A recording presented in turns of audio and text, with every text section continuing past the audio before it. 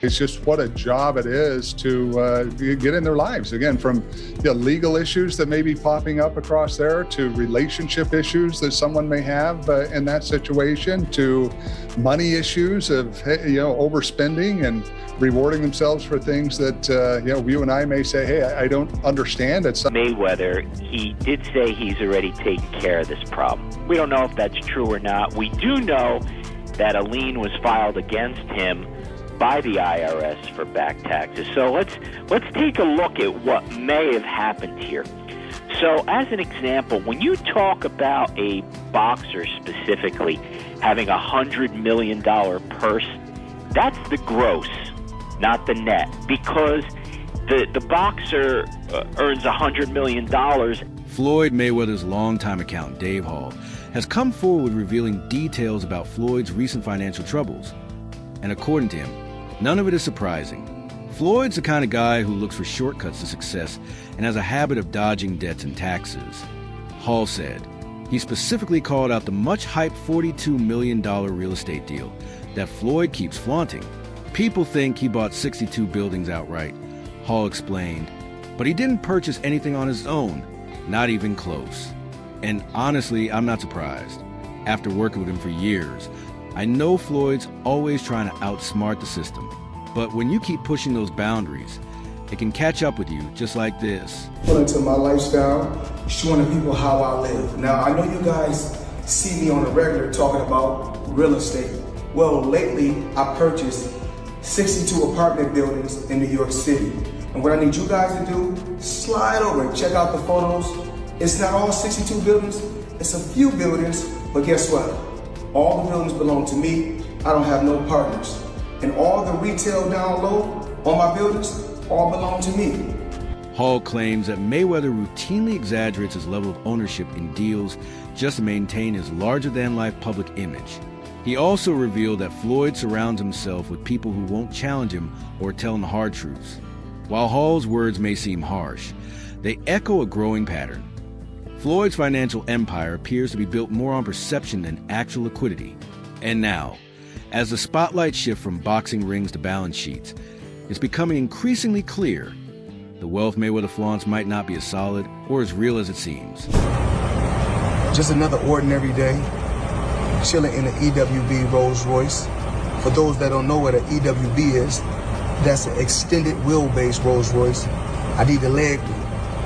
I know I ain't that tall. About 5'8.5", some days 5'9", but it is what it is. Chilling, sitting right here watching the Thriller in Manila, Ali versus Frazier. Floyd Mayweather has earned over $1 billion throughout his career.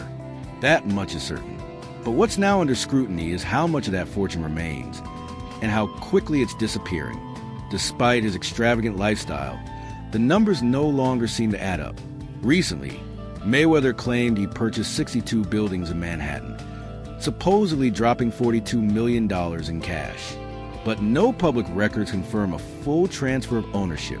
In reality, there's been no solid proof he bought the properties outright. The buildings are actually part of a joint venture with Go Partners and 6000 and 1W companies. And Mayweather's involvement appears to be more about publicity than actual financial investment. One of the best investments that I did was New York real estate. So it started off with 7 figures, and I was getting a certain amount of money every month. When I first gave them $5 million, I was getting $50,000 a month. So I said, yo, the money kept coming on the 18th every month. 50,000 would come in.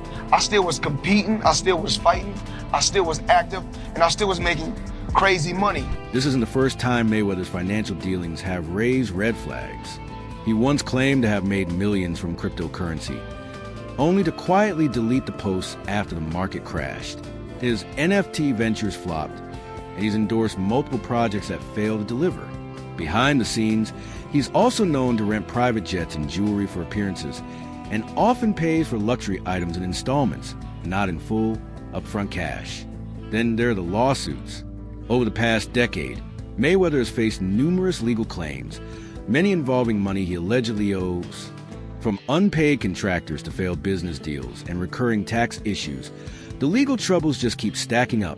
In 2015, he was forced to pay the IRS $22 million in back taxes. A year later, another $7 million. And even after earning $300 million from his blockbuster fight with Conor McGregor, he reportedly filed to delay his IRS payments, citing a lack of available cash at the time. Great say, man, they on Money Mayweather line right now, man. The boy did a $402 million scam, like he was getting all his property. Man, he never really put his money into any type of portfolios. He never invested his money in anything that was lucrative. He only did a whole lot of excessive spending, man, and buying a lot of assets that depreciate over time. Mayweather's choice of business partners is raising serious questions. He's now been linked to Jonah Rechnitz, a convicted felon tied to a major NYPD corruption scandal. Recknitz's firm is directly connected to the same Manhattan buildings Floyd claims to own. For someone aiming to project a polished, global business image, that's not the kind of name you want associated with your investment team. But Floyd appears more concerned with making headlines than paying attention to the details. Every time I got around my billionaire buddies, I was more like, it's cool to come over your house, but I need a house like this. Yeah. It's cool to ride on your yacht, but I need a yacht like this. Yeah. It's cool to ride on your jet, but I want a jet like this. And I said, no, I don't want to ride on yours. You show me how to get it. You can't be my friend if you can't show me how to get it, because once they show me how to get it, then I can install it in my children. Then it trickles down. So it's about wealth. You know, I'm no longer rich, I'm wealthy. It's also worth noting that Floyd's investment strategy isn't built for long-term stability. His portfolio leans heavily on high-risk, short-term ventures, flipping real estate, luxury branding, exhibition fights, and social media partnerships. He doesn't own any publicly traded companies, nor is he known for investing in long-term stocks or building passive income streams. His wealth relies on visibility. As long as people are watching, the money keeps rolling in. But if the spotlight dims, there's no steady financial engine quietly working in the background. Floyd Money Mayweather up until recently didn't have any money, so Floyd is the highest earning athlete in his career, making over $1.1 billion. And after making a killing, he ended up retiring in 2017. However, he dug himself into a hole after making super lavish purchases like this LA mansion. It was so bad that he actually owed $22.2 million to the IRS, which made him have to come out of retirement to pay that back. Like and follow for more. Mayweather's lavish lifestyle hasn't slowed down either. He still flies on private jets, wears multi-million-dollar watches, and buys luxury cars and sets, not singles. The upkeep alone, staff, bodyguards, taxes, fuel, and management fees runs into the millions each year. It's a lifestyle that only makes sense when you're pulling in 9-figure paydays. But once those massive checks stop coming, the cash flow can dry up fast. Why did Floyd Mayweather become a tax accountant? Because he wanted to pinch those bills into submission. 19 million of them. Lord have mercy. You can't make this stuff up. The real risk Mayweather faces isn't immediate bankruptcy. It's mounting cash pressure. He might still have substantial wealth on paper, but how much of that is actually liquid and spendable is unclear. If most of it is tied up in risky ventures or overvalued assets, even minor lawsuits or unpaid wages could create serious problems. And when it comes to real estate, especially affordable housing in Manhattan, quick profits are rare. With strict rent regulations and slim margins, success requires years of patience, not flashy flips. Now, did Logan ever get paid with the situation with Floyd Mayweather? Nah, not yet. Floyd Mayweather's broke. You know, that's what a lot of people don't realize. There are growing signs that Mayweather's recent moves are more about staying relevant than building lasting wealth. Exhibition fights in Japan, influencer boxing matches, paid meet and greets. These aren't the plays of a relaxed billionaire. They're gigs. Lucrative ones, sure, but gigs nonetheless. When someone supposedly worth 9 figures has to keep hustling this hard, it raises a question. What's really going on behind the scenes? Into late 40s now, still fighting with these random people in random places. Yeah. For 5 million here, 10 million there. No, he's just a big spender. You can't spend like that, you know? Like, this guy has a lot of chains. So many chains, bro. Chains, that's a depreciating asset. Yeah. Get yourself something Employees at Floyd Mayweather's Los Angeles gym have gone public with their frustrations, launching a protest against his money team company for allegedly withholding their paychecks for weeks. The demonstration, held outside the Mayweather Boxing and Fitness Center on Highland Avenue, included fitness instructors and support staff who say they've been left in financial limbo. Protesters held up signs, used microphones to voice their outrage, and directly accused the brand of mistreatment. Some signs carried messages like modern-day slavery, highlighting the deep frustration and financial strain these workers say they've endured since payments abruptly stopped. Unfortunately, this has led me here a year and a half later doing this, and it was out of fear that I didn't ever speak up. I was promised a lot, and being who I am a protector, and I protect my team, and I've tried to protect their employment, and unfortunately now there's nothing for me to lose.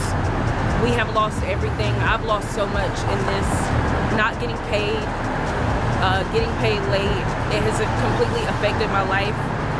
One gym staff member shared that they were speaking out despite the fear of retaliation. Even if you work for a different company and you're not getting paid, you're scared to speak up because you know how businesses operate. They silence you, they fire you, everything's at will. The implication was clear. Speaking out could cost them their jobs, but after going unpaid for so long, they felt they had no other option. For our bills, the debt, it accumulated to the point where it messed with the mental health. My wife had to go to the hospital for stress and anxiety from this job. We accumulated hospital bills. It's just a lot of different things that just kind of hurts your heart, and it sucks that you got to go through it. Working for such a big name company, you would think you move from a small town city in Alabama to Los Angeles, Hollywood, and everything would be good. The grass would be greener, but the reality of it is we're not even getting paid. The situation could soon escalate into a legal battle. According to protesting workers and reports from Citizen, the gym may have violated the California Labor Code, which mandates timely payment for employees. The law imposes a $100 penalty for the first missed payment and $200 for subsequent violations. If the non-payment extends beyond 30 days, the employer must pay daily wages until the debt is settled.